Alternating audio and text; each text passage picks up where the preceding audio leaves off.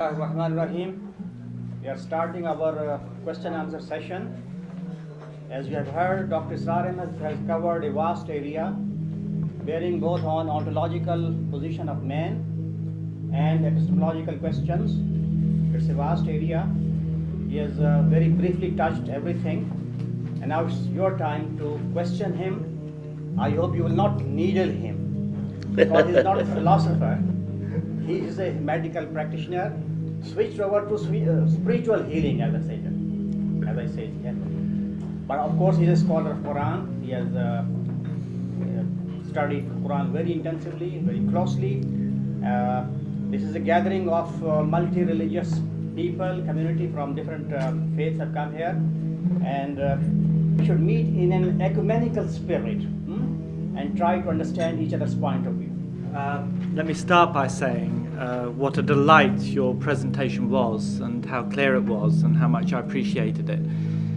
And there are so many questions I would like to ask, but I'm very aware that there are others who want to ask questions too. So let me just pick one, and that was I was interested in the way in which you reconciled the story of natural selection and Darwinian evolution, appropriately modified, with the Quranic insights about human anthropology.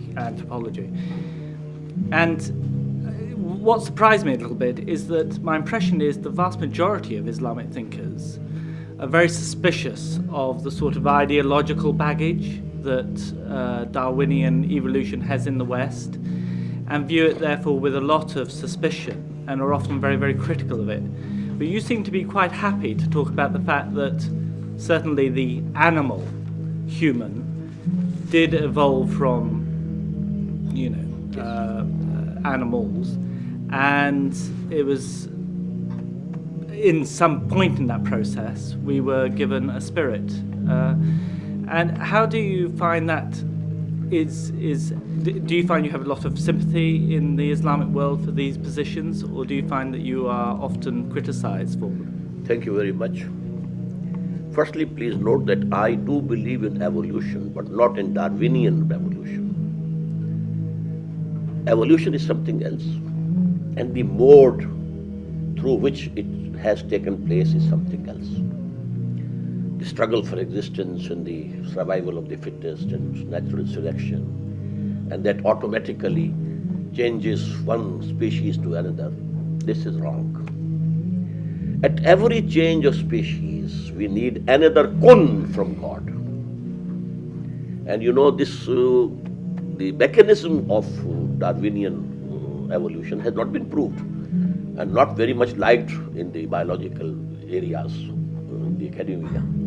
So every time we have to have a kun, and that change becomes from Allah subhanahu wa ta'ala. Now actually the damage that Darwinian evolution has done to humanity is because of the focus on the animal being only. Man is not an animal being only. He is a spiritual being also. And that is out from the discussions or studies or quest of the scholars. This spiritual existence has not come through evolution. It is direct from Allah, direct from God. So because this I said it's the calamity and the tragedy of modern mind, that we have just shut our eyes from that side. And now, if we are only animals, now we can follow animals. Animals don't discriminate between wife and mother and daughter. Why should we? They don't take the trouble of dressing. Why should we? This civilization has gone down to the animal level, because the other aspects are absolutely out of sight. Now, whole sociology, whole thought is focused on the animal being. That's all. So that is the reason why Muslims don't agree with it. But if we have this idea that these two things are separate, this animal being has come through evolution, but for every change in the species was due to another new fresh command from Allah subhanahu wa ta'ala. Kun. And so it has happened. Your interpretation of the origin and the birth and the development of the universe, it was very interesting. And I think very beautifully and logically you weave the creationism with evolution. I have a couple of questions. One is that you talked about three forms of creation: man, jinnis, and angels. What Three is forms of self-conscious self-conscious creation. Yes. Okay. What is the qualitative difference between these three different forms of creations? And in your view, what different roles have been assigned to them, or what different capacities they have to perform these roles? The angels were created out of light, and they are, so to say, the civil service, we call it. They are implementing divine commands. They have no animal existence at all, no lusts, no desires, no id, no libido. But then, human beings, they have been blessed with spirits. But jinns don't have spirits. They are alive. They don't have spirits. Therefore, no revelation could come to them. Revelation only could come to the human beings because they have that apparatus, that ruh, that spirit within them which receives it. The antenna is there, they don't have it. So, vice student on earth is man. And he is the only creation of God in which both the worlds, the world of Amr and the world of Khalq, they have come together. Jinnis are only Khalq, not Amr. And the angels are Amr, no Khalq. And here, both have met together. The spirits belonging to the world of command and the animal being to the world of creation. I'm trying to relate here in this very interesting and for me very instructive exposition that you have made today, that the thought about the body itself, you I think also in some ways referred to as kapra, quoting Upanishad, I suppose, in a way that it's a covering, which is, I think, in a way the Sikhism looks at it. The kapra is, body is quoted, is named kapra quite often in the Guru Granth Sahib. And kapra, or the human incarnation, so to say, is the result of your karmas. Karmi ave kapra, nadri mokh dwar.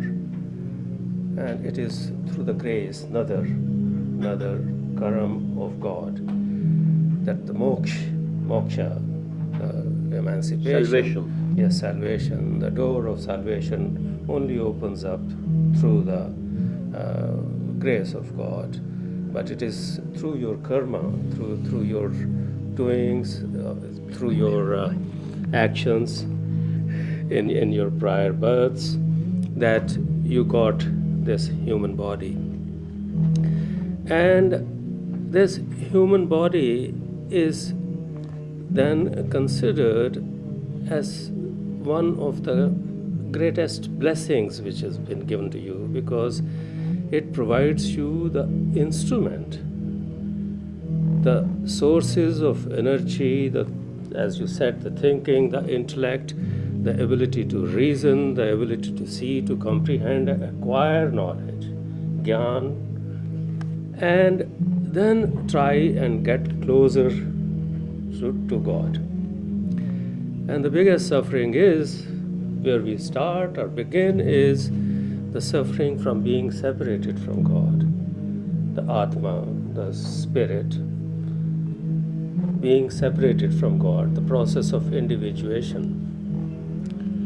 And in this process of individuation, the thing that comes up as the main obstacle in our ability to reunite with the eternal spirit is the so-called home, or which once again I go fully with you when you say that surah has to be called surah and not a chapter, because home, I think people have tried to translate it into I amness or it or ego, or I was even impressed by the use of word khudi by Allama Iqbal.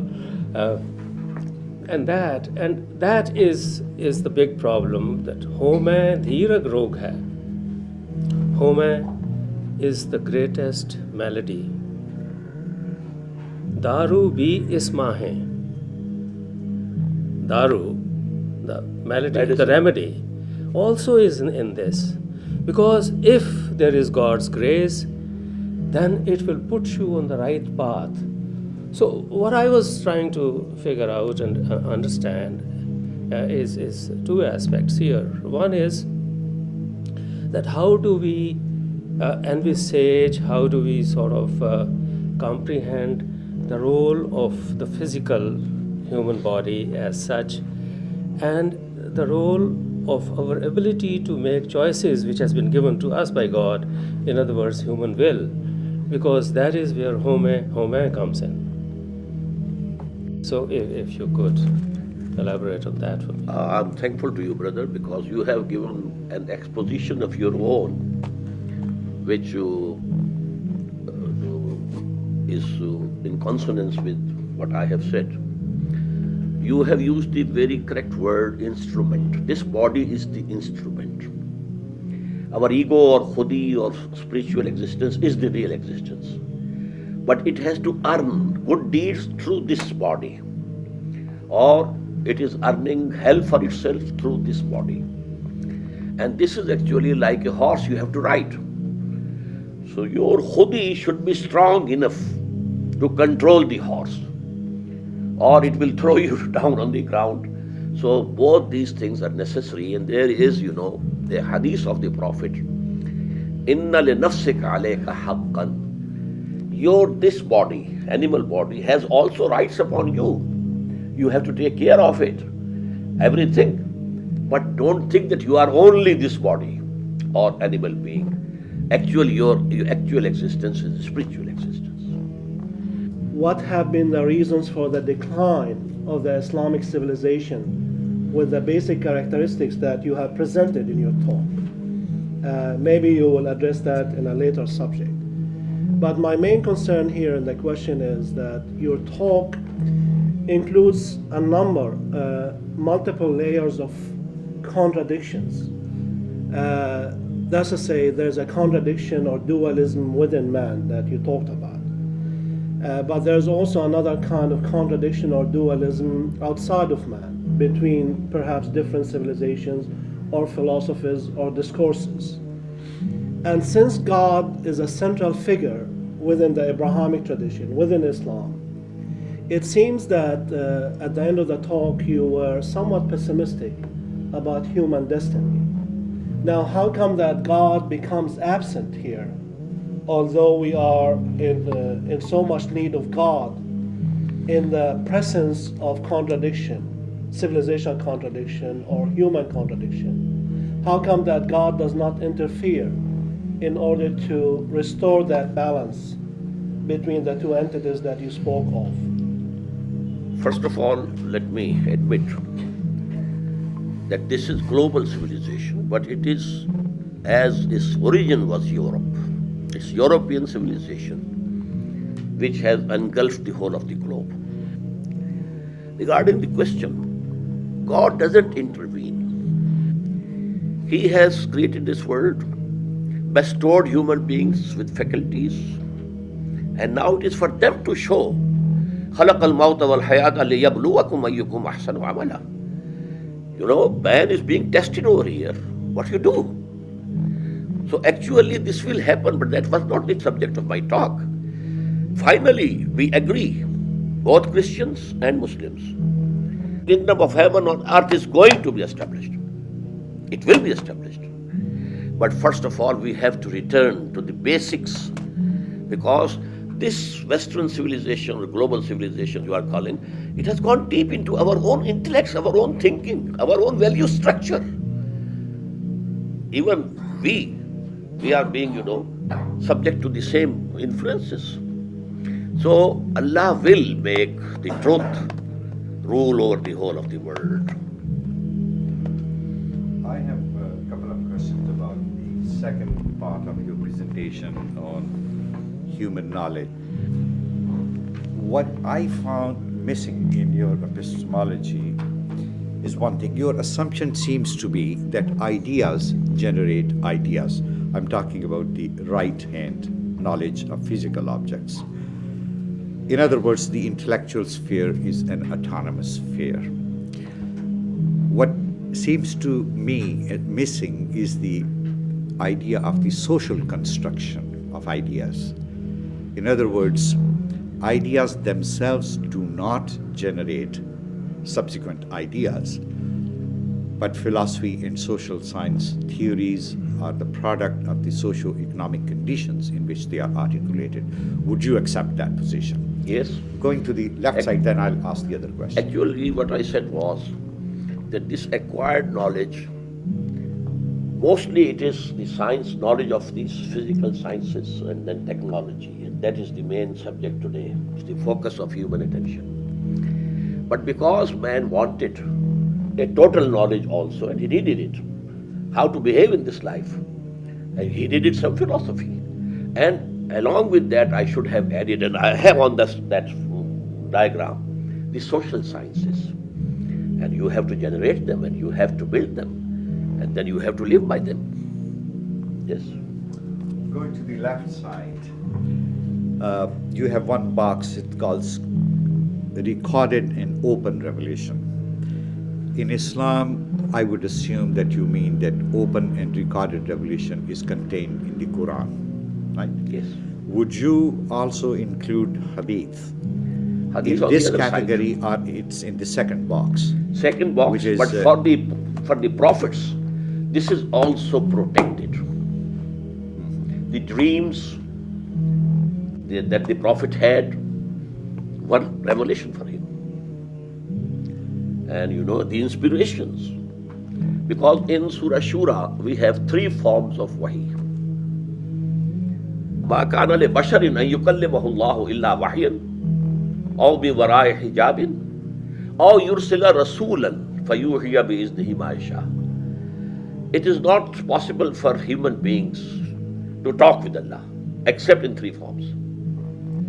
From behind a curtain, just as Moses had that conversation with Allah on that Tur, and an inspiration directly from Allah, or a wahi coming through the angel.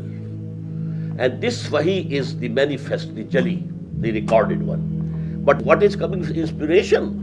That is the second aspect of wahi. And for the prophets, this is also protected. So hadith is, sort of a treasure of that wahi khafi.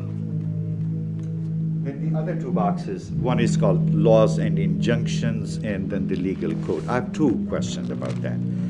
As far as the laws and injunctions are concerned, are they permanent, or on the contrary, they are changeable? Are they time-bound? Because, as you know, there is a debate going on right now within the Islamic circles, what is permanent and what is changeable. The other is about the legal code. Is this legal code directly revealed, or is it derived from revelation? In other words, is it a human construction that is based on revelation, or is it directly derived from revelation? You mean Sharia? Sharia, yes. What was the first thing? The first was is it permanent? It is permanent, and that's actually connected with the finality of the prophethood. These laws kept changing. The law of Moses was something else. The law of Muhammad is somewhat different. But when humanity reached its puberty regarding this intellect, then the final prophet came. And this is for all time to come. This is final. permanent and till the end of this world. Now, Sharia actually is derived from the Jali Wahi, from Quran, as well as from the Sunnah, not Hadith. Sunnah is the practice of the Prophet, and we have two sources of Sunnah. One is the continuity of the practice of the Muslims. The companions saw the Prophet and followed him, and then the Tabi'een saw the companions and followed them. So this continuity is coming. This is one source, a bigger source of Sunnah. And the other is Hadith. So these are the two permanent sources of Islamic law, Sharia, Quran and Sunnah. But then there was ijtihad. Actually, I have to talk about this subject when I talk tomorrow about the political structure of Islam. So this ijtihad, that is in changing conditions. When we have new problems, then we have to make ijtihad, keeping ourselves within the parameters of Quran and Sunnah. But we have to frame further laws. So Sharia now has this third element also. And that is why we have Hanafi school and Shafi school, because they have their own judgments and ijtihad. And now Quran and Sunnah and ijtihad, they go to make one Sharia. I have a question. In fact, maybe I have misunderstood about the case of Talim Asma. Now, this Talim Asma is the name of the things which is on earth, or the names of the God? For us to understand God, to know God, because the basic thing that we have been sent to this world is to know God, to have knowledge of God. So to my knowledge, I knew that Allama Asma here means the names of God, rather than being the names of the things on earth. Yes, brother, actually when I was talking about that, I said that there are more than one explanations of this. So one is which you are presenting. The other is that the asma and names of the prophets to come. That man has something good in him also. Although he will make fasad and there will be bloodshed through these human beings. But you can see there will be Moses, there will be Jesus, there will be Muhammad sallallahu alaihi wasallam. So this is another opinion. But my opinion is the one which I have presented. This is the knowledge of the material world. We know something and name it. Okay. Is the knowledge of material world different than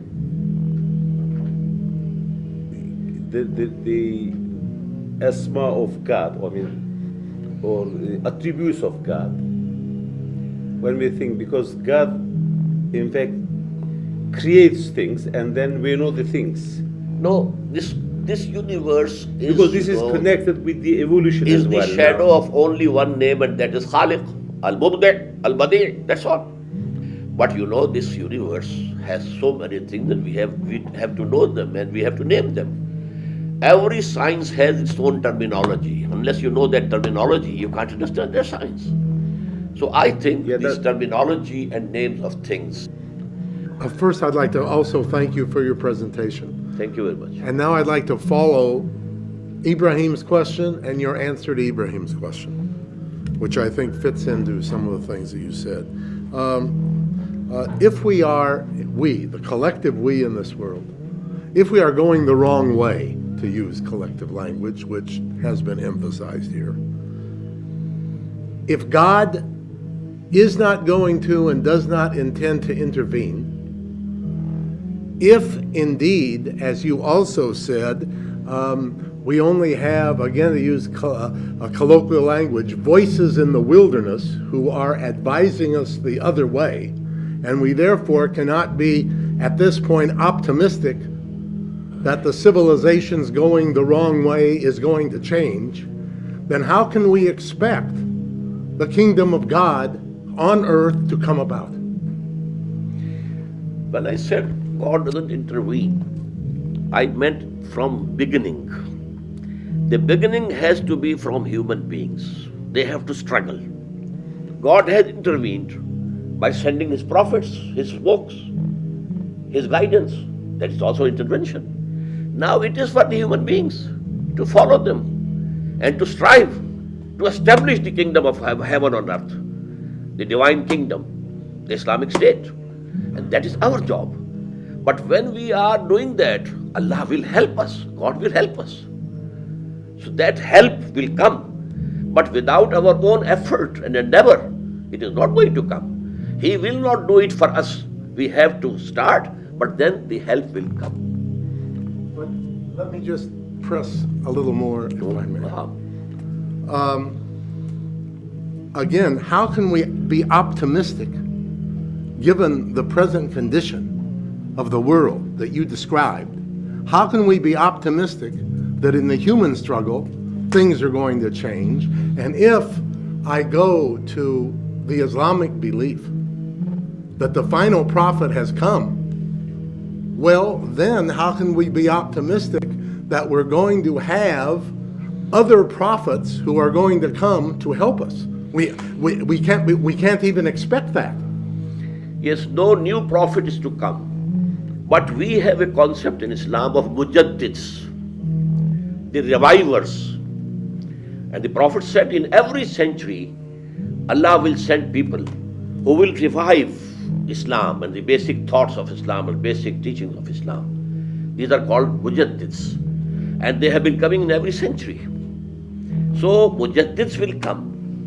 And then the divine help will come. And secondly, although we believe that no new prophet is going to come, but Jesus is to come. He has to come again. We believe, just like the Christian brothers, the second coming of Jesus. And through him, actually, this is going to be a global kingdom of heaven on earth. But it will start from among Muslims. At a critical juncture, when the Antichrist appears, we call him Dajjal, then Christ will come himself. He will descend. This is our belief. So that means that the human agency would be futile somewhat. Not futile, Because but they will be crowned by something for help, and this will be another help. But first of all, in Arabia, these are the prophecies of the Prophet. An Islamic State will be established. And before that, an Islamic state will be established somewhere in Pakistan and Afghanistan. Because the prophecy says that the armies will come from some eastern country to establish the rule of Mahdi. يَخْرُجُ نَاسٌ مِنَ الْمَشْرِقِ يُعْتِوُونَ لِلْمَهْدِي يعني سُلْطَانَهُ. So this is going to be a human effort first of all, and then Allah will help. Mahdi will be the last mujaddid, and mujaddids have been coming.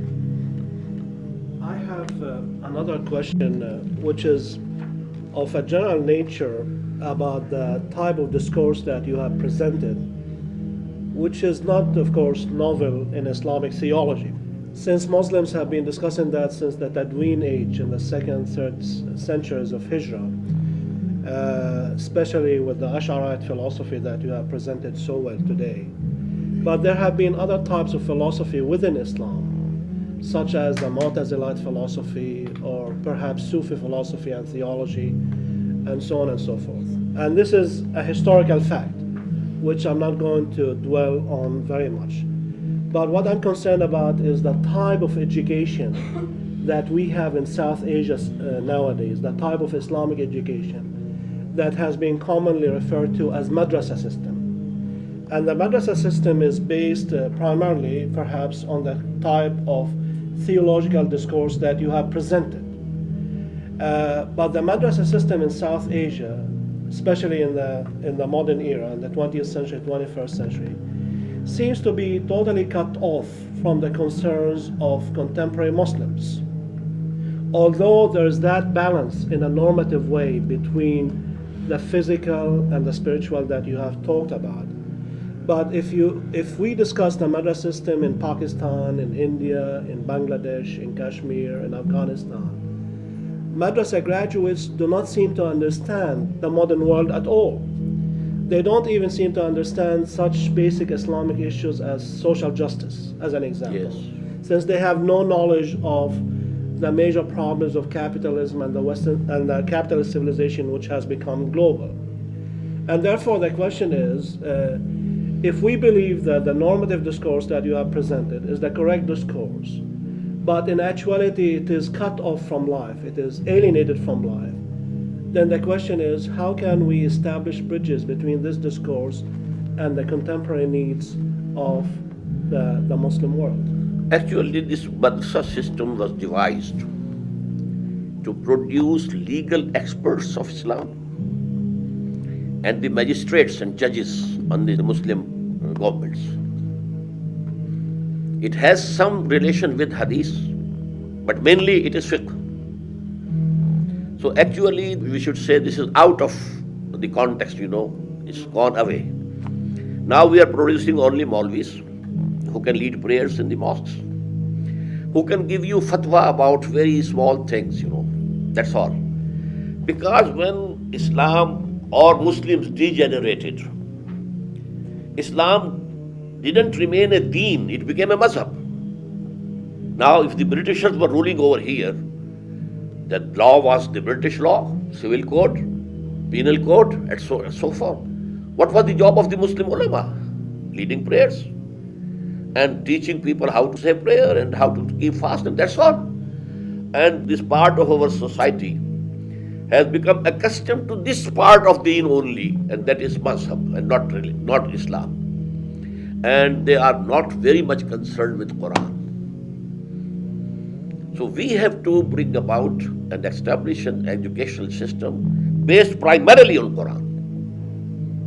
So you're saying that the ulama in, let's say, Pakistani society are not concerned about the Quran? I think that is not included in their courses. Very small part of Quran is included in their courses. They are more concerned with hadith and fiqh. I think that there is a larger question about the status of the ulama in contemporary Muslim societies, specifically in South Asia. And from what you're saying, that the ulama are facing a major crisis. Actually, in what terms happened of their own Islamic when ideas. the Britishers came to India, now because a civilization, a military power with a scientific background, so we were so much obsessed with it that the ulama, they decided to go to the corners. They thought we can't, have a confrontation with this civilization as this knowledge. So they content them to corners so that at least name of Allah, name of Muhammad and name of Islam can be preserved. And that is why, in India and Pakistan, Islam, at least as a religion, is very forceful. Not as a deen, not as a system, social system of life, and just social order, no. So are we saying that the modern Muslim states that have come after colonialism have failed in retraining Muslim ulama in an Islamic way? Yes, definitely, I agree. Because actually, after the end of colonialism, so to say, it has not ended up till now, but so to say, the end of colonialism, the people who came to helm of affairs, at the helm of affairs, rulers, they were all trained by our colonial masters. They were brainwashed. They were they had accepted the Western civilization, and they are ruling. So actually, the colonial rulers are ruling till today by proxy. But we have an example of Iran where the ulama are in power.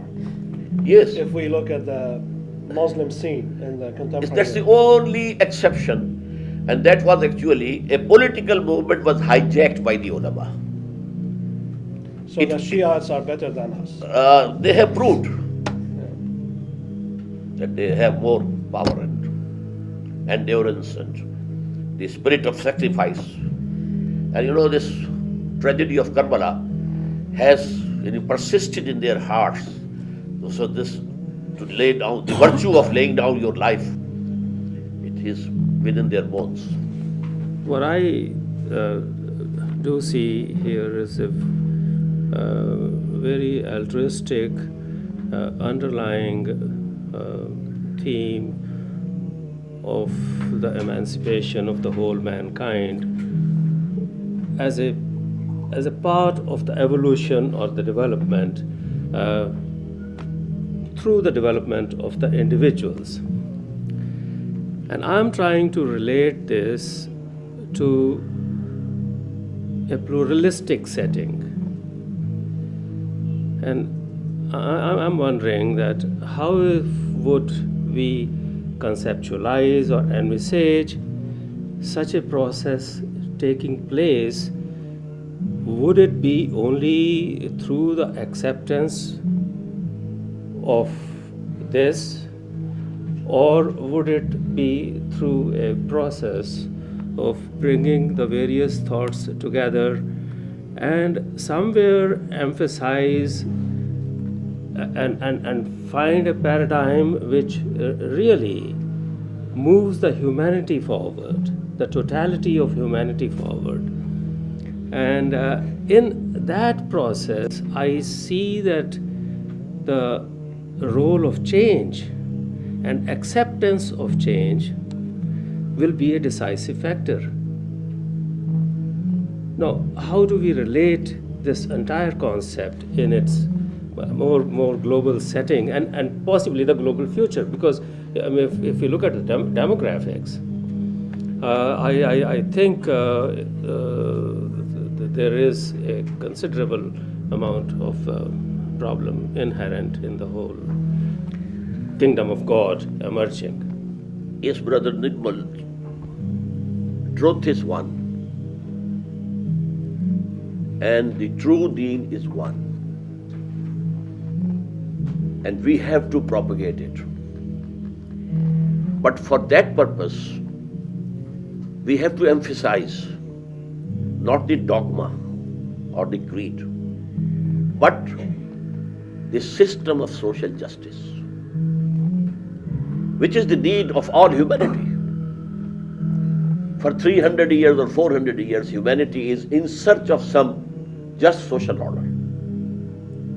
From kingdom, kingship, and these lords and barons and etc., there was French Revolution. But it culminated into capitalism.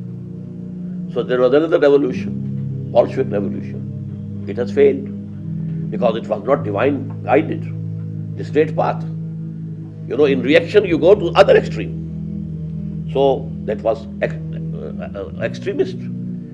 So now again we are back to capitalism and liberalism and secularism and so on. But there will be another step in which humanity will go. But for that purpose, at least in some one sizable country on the globe, we must establish that socio-politico-economic order of Islam, so that people can see with their own eyes, this is Islam. What we have been fighting against was something else. This is Islam. So that is the answer to all the questions humanity is facing today. And that is why now America, when they say we are not against Islam, they are saying true. They accept Islam as a mazhab, as the religion. And it comprises of three parts. Some creed, or dogma, beliefs, some forms of worship, some social customs, what to do with the dead body and how to solemnize the marriage and how to celebrate the birth of a new baby, etc., etc. Well, you can have any belief. You can come to America, buy a synagogue, turn it into a mosque.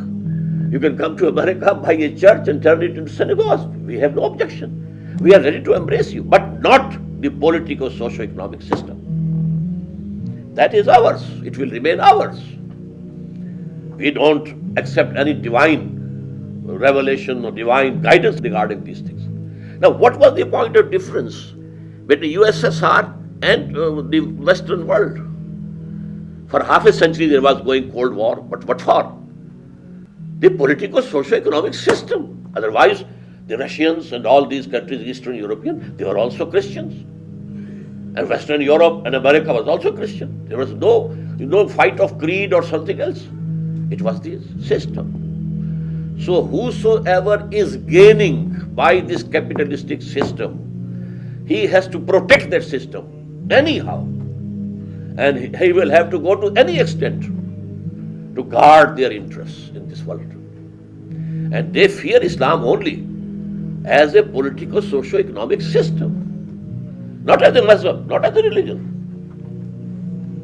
They can keep all the religions at par in America, yes.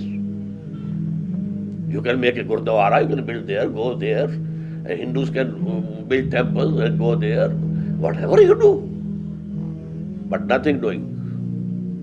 Our secular, liberal, and then our capitalistic system. Can I just come back to this chart for a moment and perhaps pick up on something which we have touched on, and that is there are many texts in the world, many texts, many books in the world which people claim to be infallible. You know, conservative evangelicals such as George Bush and others would talk about the Bible in those sorts of ways. Certain Jews would talk about the Torah in those sorts of ways, the Bhagavad Gita, Tripitaka, and so you can go on.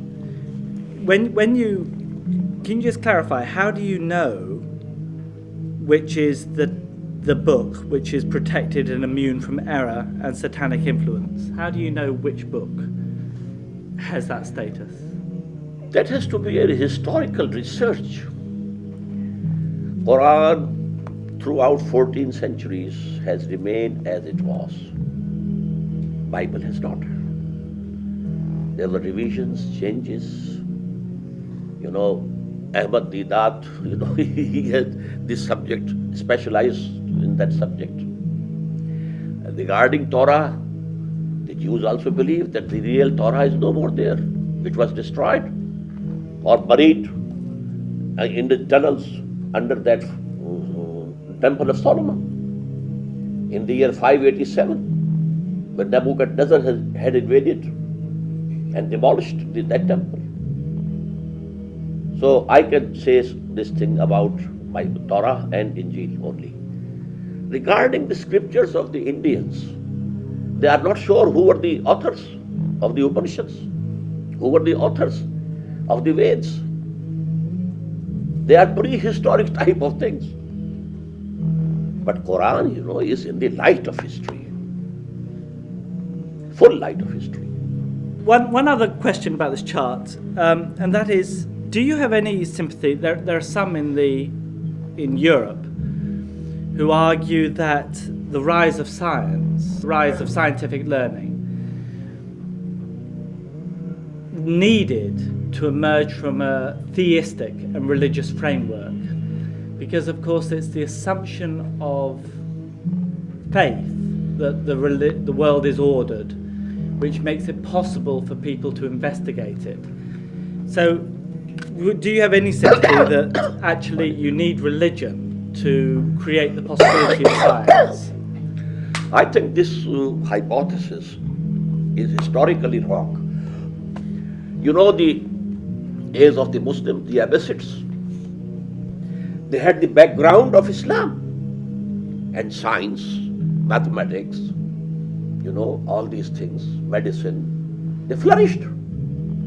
We got those things from Greek sources and from Indians, developed them, and we had the background of belief in God and religion. And we transferred it to Europe through the universities of Cordova and Granada and Toledo. But because, the rule of Pope in those days in Europe, which had prohibited science and philosophy both, that had created an anti-religious sentiment among the masses. So when science started developing, it had that anti-religious color in it. That is the real cause.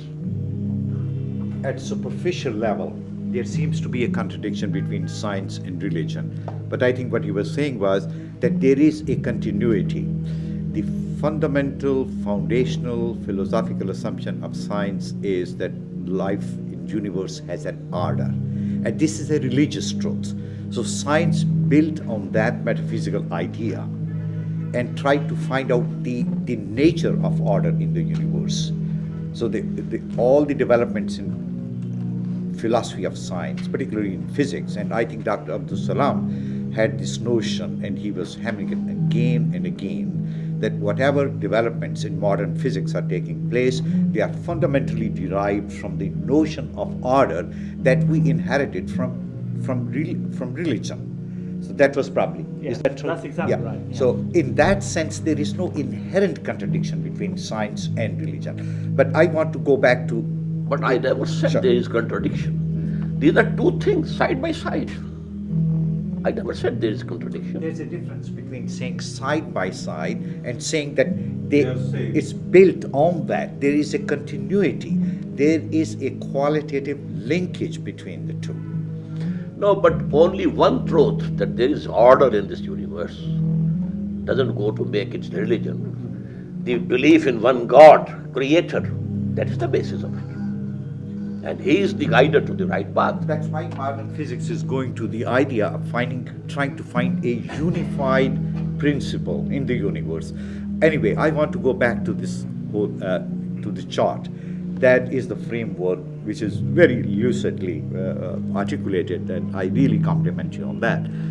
My question is, you divide the human knowledge, what you call religious truth, into two categories: protected, which is immune from human error, that you describe as revelation, prophetic knowledge that we receive from the prophets. And the other is the knowledge that we gain from intuition, dreams, illuminations, and ESP. And also, going to the right side of this chart, from knowledge from reason. My question is it possible to come up with a set of ideas independent from guidance from revelation that is capable of guiding us to the truth? Is it possible to reach the truth by sheer human reason? One. Secondly, is it also, when we say that the whole idea is to find the religious truth, is it possible to find this truth through several paths? For example, the whole idea of interfaith religious dialogue that is taking place in the West is that the fundamental religious reality is the same. And there are different paths, methods to find that truth. I'm not saying that it will not be subject to error, but I just want you to entertain the possibility, just the possibility, Of that there are certain other ways to find the truth, independent of prophetic guidance. actually, to know God, there are so many ways and paths. But to know the path, straight path, that is by revelation only. And this revelation has been coming time to time. فَإِمَّا يَأْتِيَنَّكُم مِّنِّي هُدًى. And according to the mental or intellectual development of humanity as a whole, there was a development in that also, till it reached its zenith in the person of Muhammad sallallahu alaihi wasallam. So we have to accept for the right path this revelation which has been given by Allah for the humanity, all of humanity, for all time to come. As you know, that Quran says, وَمَا أَرْسَلْنَاكَ إِلَّا كَافَّةً لِلنَّاسِ بَشِيرًا وَنَذِيرًا. He is the only prophet who claimed that I have been sent for the whole of humanity. Even Jesus said, I have come to find the search of the lost sheep of the house of Israel. And Quran says, all prophets came for their own nations only. إِلَىٰ عَادٍ أَخَاهُمْ هُودًا وَإِلَىٰ مَدْيَنَ أَخَاهُمْ صَالِحًا, etc., etc. He is the only one who says, I have been sent for the whole of humanity. So you do not that I can live a moral life on the basis of secular ethics? Yes, you can live, it will be basic human morality. Basic human morality. To speak the truth, not to deceive anyone, not to rob, not to steal. These are things which Quran says they have been imbued in human nature. Alhamaha fujuraha wa taqwaha. This nafs, it has been imbued with this. But the path, straight path, what to do, what not to do, that is something else. That comes from the prophethood. What would you say is the hope for us Christians and Jews in your view of the future? The final shape of humanity is going to be Islam. When Jesus Christ comes, he will say, I was not crucified. This crucifixion is a fiction. And I had told you that the law of Moses will remain. So Christianity and Islam, they will merge together into one religion under the leadership of Jesus. Because according to the Quranic philosophy, whenever a messenger was sent to any community, if that community as a whole rejected him, it was annihilated. This happened to the people of Noah. This happened to the cities of Sodom and Gomorrah. And this happened to the people of Ad. They are not mentioned in Bible, but in Quran. They were ancient Arabian nations. Samud. To the people of Shu'aib. Then, Pharaoh and his armies were drowned because they didn't accept Moses as their prophet. Jesus came as the messenger for Jews. And Jews as a whole didn't accept him. But Judaism does contain the idea of the Messiah is Judaic. So Judaism, in a theological sense, does not deny the phenomenon of the Messiah. And throughout history, and I'm talking about modern history, there have been a number of messiahs who have claimed that position. And one major one in the Ottoman Empire in the 17th century was, I forget his name now, Shabbatai ben Tzvi. Shabbatai ben Tzvi in the 17th century claimed that he was the Messiah on the basis of Jewish foundational ideas. So I don't see your point, because in Judaism, the idea of the Messiah is not absent at all. No, it is there. It is still there. But that Messiah come to them. They didn't accept him. Jesus. So Jesus, that was the Messiah. And he claimed, I am the Messiah. Right. But they didn't accept. So the seat is vacant up till now. So they are waiting for their Messiah. And someone will stand up to someday and claim to be Messiah and lead them to, the greater Israel and so on and so forth. Anyone can come. And that will be Antichrist. I think also we are too far away from the basic subject. Now, you said that we have two forms of knowledge. We have Two forms of knowledge. Yes. Okay? But what about the source of knowledge for Islam? I mean, what sources that Islam accepts that true knowledge comes to us? both knowledges are true. No, I mean, This is the knowledge of this universe. And universe is the creation of God. so is one source. And that is why all the physical phenomena are referred to in Quran, ayat of Allah. They are the signs of Allah. Yeah. So actually, Quran to us is the word of God. And this universe is the work of God. And there's no contradiction between the two. So they are same in one sense. One is coming from Kalam, the other one is coming from. Because I said, Allama Adamul Asma Kullaha from God. So this all scientific advancement is from God. Okay, we are now again to the subject.